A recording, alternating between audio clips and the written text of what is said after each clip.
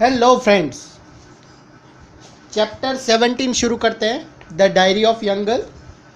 2 मई 1944 एनी ने पीटर से परमिशन ले ली थी कि वो एनी अपने फादर से पीटर और उसके बारे में बात करेगी, उसके रिलेशन के बारे में। पहले एनी के फादर ने एनी के और पीटर के जो रिलेशन है उससे कोई प्रॉब्लम नहीं हुई, बताई नहीं कि मुझे कोई प्रॉब्लम है। लेकिन संडे की सुबह उन्होंने पीटर से बार बार मिलने जाने पर कहा कि तुम उससे मिलने ना जाओ। एनी ने कहा कि पीटर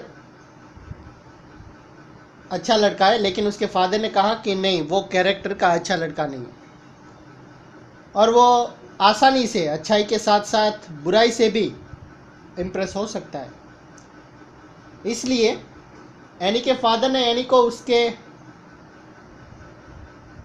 साथ कोई भी रिलेशन ना रखने की सलाह दी। बाहर ये होता, लेकिन अंदर ही अंदर छिपकर दोनों एक दूसरे से काफ़ी मिलते थे। एनी को पीटर बहुत ही ज़्यादा प्रोत्साहित नहीं करना चाहते थे। एनी के पिता ने पीटर से भी इस बारे में कई बार बातें की और पीटर ने उसे विश्वास दिलाया कि वो थोड़ा काबू रखेंगे। मिस्टर डजल ने अपनी सोच पर काबू पा लिया था। अब उनकी सोच थोड़ी बदल रही थी। मिस्टर वैन डेन के साथ उनकी दोस्ती हो रही थी। उनका जन्मदिन बिना किसी दिखावे के साथ बीता। उन्हें कुछ न कुछ गिफ्ट्स भी मिले और बाद में उन्होंने एक एक अंडों की सब लोगों को दावत दी।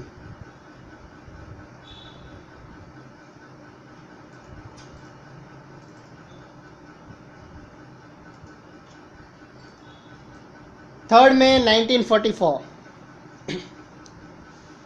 बॉर्डर पर युद्ध में रशियाई ज़्यादा कुछ नहीं कर पाए थे, इसलिए दूसरे आक्रमण से वो डर रहे थे। एनी का विचार था कि सामान्य व्यक्ति भी समान रूप से युद्ध के लिए जिम्मेदार होता है। 5 में 1944 मिस्टर फ्रैंक ने एनी से कहा कि वो उनसे बहुत दुखी है, क्योंकि उन्हें पता चल गया था कि वो और पीटर एक दूसरे से चोरी छुपके मिलते हैं। लेकिन एनी को लगता था कि वो अब इतनी बड़ी हो गई है कि अपने डिसीजंस खुद ले सकती है। इसलिए उन्होंने अपनी बात रखने के लिए उसके फादर को उसने एक लेटर लिखा। उसमें लिखा कि वो नहीं चाहती कि ऐसा करे और आपको दुख पहुंचे, लेकिन वो पीटर से बहुत प्यार करती है और वो अब बड़ी हो गई है तो अपने डिसीजंस खुद ले सकती है। इसलिए वो इसी राह पर चलना चाहती है और उसे जो सही दिख रहा है कि वो जो कुछ भी कर रही है सही कर रही है। 6 में 1944 एनेक्जे के बाहर सिचुएशन बद से भी बदतर थी, ख़राब से भी ख़राब थी। ब्लैक मार्केट, चोरी, मर्डर्स, ये सब आम बातें हो गई थी। यहाँ तक कि पुलिस वाले और रात के चौकीदार भी इन सारी चीज़ें चोरियों में शामिल थे। 7 में 1944 मिस्टर फ्रैंक ने एनी उसके लेटर के बारे में बात की और बताया कि उसके लेटर के पढ़ने के बाद उन्हें बहुत दुख पहुंचा, फिर भी वो उसे माफ़ कर देंगे। एनी अपने आप को काफ़ी शर्मिंदा महसूस कर रही थी, लेकिन भविष्य में ऐसा कुछ नहीं होगा, इतना विश्वास दिलाया उसने। 8 में 1944 एनी अपने फैमिली के साथ वो फैमिली की हिस्ट्री के बारे में डिस्कशन चल रहा था। उसके पिता एक काफ़ी रिच फैमिली से बिलोंग करते थे। उसके दादा की एक पर्सनल बैंक भी थी। पैदाइशी वो रईस तो नहीं थे, लेकिन हाँ, वो काफ़ी मेहनत से रिच बने थे। हर एक चीज़ हर हफ्ते वो डांस प्रोग्राम, फिर सुंदर लड़कियाँ, जर्मन डांस, रात का वो डिनर, वो बहुत ही कमाल का होता था। एक उनका विशाल घर भी था लेकिन दादा की डेथ के बाद वो ज़्यादातर ख़त्म हो गया, नष्ट हो गया। उसकी माँ का परिवार इतना रिच नहीं था, ठीक ठीक था। वो डांस प्रोग्राम्स और बाकी सारे दावत को इतना उड़ाया नहीं करते थे। लेकिन जब उसकी माँ ने उसकी एक कज़िन, ब्रदर और सिस्टर की सगाई के बारे में बताया कि उसमें कैसा कैसा खाना था, तो सबके मुंह में पानी आने लगा। और एनी को भी लगा कि काश वो उस टाइम पे वहाँ होती तो ये टेबल के ऊपर पड़े हुए सारे डिशेस को मैं टेस्ट कर सकती थी। 9 मई 1944 एन एलन एक काल्पनिक कहानी, एक वो स्टोरी लिख रही थी, वो पूरी कर चुकी थी। मिसेस फ्रैंक आलूओं को डिस्ट्रीब्यूट नहीं कर सकी। वो बाथरूम जाने और ऐसे कई सारे काम योग्य नहीं थे, फिर भी उन्हें करना पड़े। मिसेस वैंडन ने उन्हें अपने हॉल में तैयार चुटकुले बताए और सब लोग बहुत हंसे। एनी और पीटर अटारी पर बैठे हुए थे और उन्हें पीछे गिरते पानी की छींटों की आवाज़ सुनाई दी।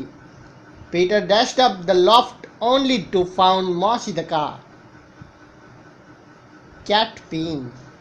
छत में दरार पड़ गई थी और वो पीली बूंदें टपकती देख सकते थे। एक्चुअली वो कोई पानी नहीं था, एक्चुअली वो कैट ने सूसू कर ली थी। एंड इस कमाल का सिनेरियो देखकर वो बहुत ही हंसी, और इतनी हंसी कि पीटर उसे संभालते संभालते दोनों गिर गए।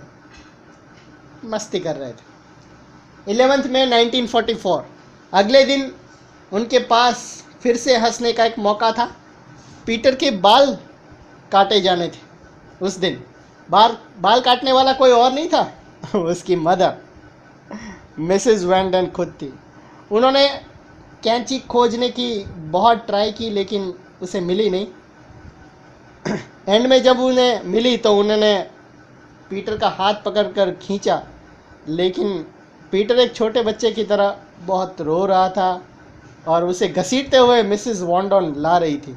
वो देखकर एनी हंसी, चीखी, चिल्लाई और बहुत ही हंसी। आखिरकार मिसेस वॉन्डन अपने कमरे में आई और हार कर फिर कुर्सी पर बैठ गई, क्योंकि पीटर आने को तैयार ही नहीं था।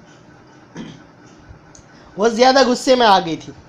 एंड में मिसेस वॉन्डन के साथ आई, पीटर को खींचकर बाहर निकाला और बहुत सारी डांट सुनाई, गालियों के साथ फटकार भी मिली। एंड में सब कुछ ठीक हो गया। रानी ने देश को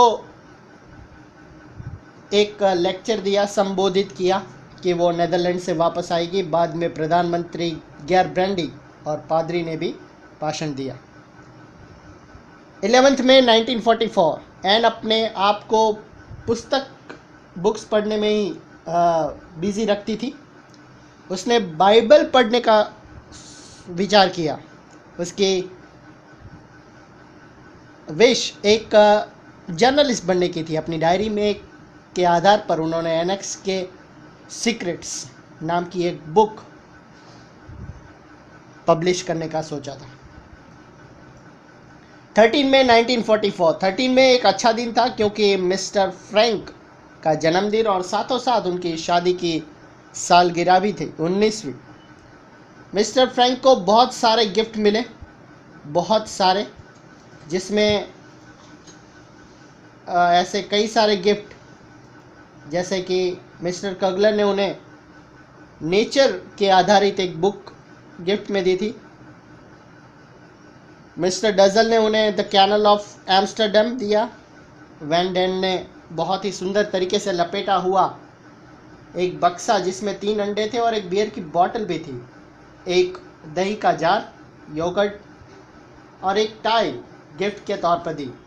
डेप और मैप ने उन्हें लाल कार्टेशन और एन ने एक रोज़ गिफ्ट में दिया। मिस्टर फ्रैंक ने उन्हें सभी लोगों को स्पाइसी केक की दावत दी, जिसमें पुरुषों के लिए बियर की बोतल और महिलाओं के लिए दही था। 16 मई 1944 वैंडेन ने जर्मनियों की शक्ति और युद्ध में कौन विजयी होगा इसके बारे में काफ़ी सारा विचार विमर्श किया। एंड में मिस्टर वैंडेन ने एक्सीडेंटली क्रोध में आते हुए, एक दिन मैं सिद्ध कर दूंगा कि कौन सही है और कौन गलत, मुझे ताना मारकर थक जाओगे आप लोग, लेकिन मैं ऐसे हार नहीं मानूंगा। उनका ये रूप देख के सब लोग हंसी से चीख पड़े। 19 मई 1944 एनी सिर दर्द और पेट दर्द से परेशान थी। उसे कुछ भी अच्छा नहीं लग रहा था। पीटर के साथ उनका रिलेशन अच्छा चल रहा था। उसने ये बात पीटर को बताई कि वो बहुत परेशान है।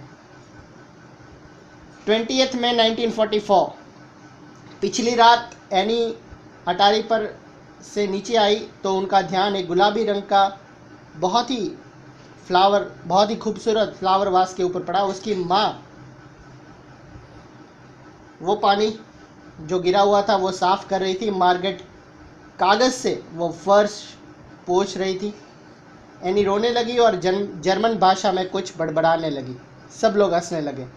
एनी ने सावधानी से कागज़ की सीटों को उठाया और उन्हें कपड़े पर सूखने के टांग दिया। उसने पाया कि वो एक मैथ्स की बुक थी जो अब पूरी तरह से नष्ट हो गई थी, ख़राब हो चुकी थी। उसने सोचा कि शायद वो सीधे फ्लावर वास ऐसे ही गिर गया होगा। 25 मई 1944 बेब बर्टस के साथ काफ़ी सारे अच्छे रिलेशन में थे। उनके साथ एक मज़दूर था।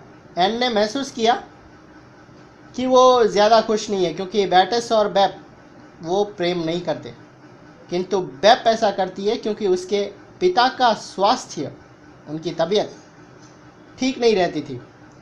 मिस्टर वैन हॉवन जो उन्हें पोटैटो डिस्ट्रीब्यूट करते थे, वो 2 यहूदियों को अपने घर में पनाह देने के कारण गिरफ्तार हो चुके थे।